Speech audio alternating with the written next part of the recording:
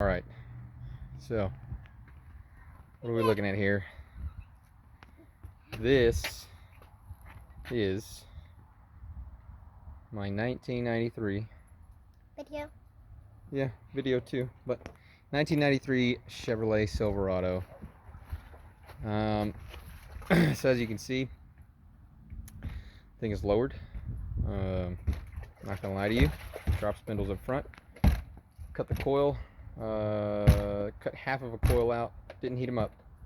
It's got drop shocks, so it actually doesn't bottom out that bad. Would I have cut a coil again? I don't know. Right now it rides pretty good on the stock tires that it came with from the factory, 235 75 15s. On this, the factory wheel. All I did was paint them, put SS covers on them, and then the beauty rings. Used to be purple, and this thing actually was a Mark III truck, so that's where this crazy wood interior that's just literally screwed on to whatever panel that hold it comes from, and these huge lazy boys.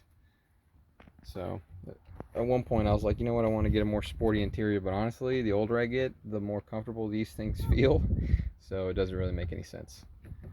But yeah, I had a brother-in-law that ended up painting this thing for me. We went with GM Torch Red, so that's like usually the Corvette red you see, and then try to go with the sport trim. This trim we found on eBay that actually worked out pretty good. We just don't have the badges on it because I didn't really want to like call it a 350 Sport or a 454 or anything like that you might see. I mean, I just want to call it what it is. It's just a regular Silverado. That's really about it. It's probably been red for about 4 years, so yeah, there's dings, there's scratches here and there. I used to take a lot better care of it, but at one point I just realized, like, hey man, this thing is a truck. It's probably supposed to get some scratches here and there. This is not bad. So the truck used to have a Vortec V1 kit that I found. I don't even remember where I found this thing, man. It wasn't on eBay. I think it was straight off of I think it was like on Facebook Marketplace, but I found this thing. It was an old school kit that Vortec used to make for the TBI trucks. Basically it was the head unit, and then the fittings, the bracket, and then for the TBI, it basically had a plate that you may see nowadays where dudes will run like nitrous, but that's the plate that had the 2 extra 30-pound injectors, and that basically kicked fuel in at wide open throttle. So actually I think it made maybe, I mean, I don't know, I never took it to the dyno or anything, but I would say, I mean, stock setup, it had to have been making like 5 pounds of boost. And for it to be on a 350 TBI, I mean, it was making probably like a whopping 230, 240 horse. So nothing crazy.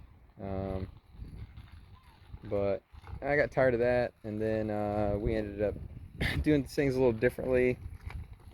Let me just pop the hood real quick.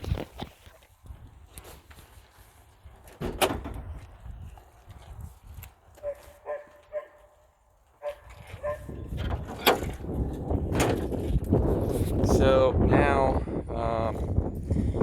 we ended up throwing an LS2 straight out of a Chevy SSR. So I don't know if you guys remember that, but those are like the absolute most hideous trucks that GM has ever come out with.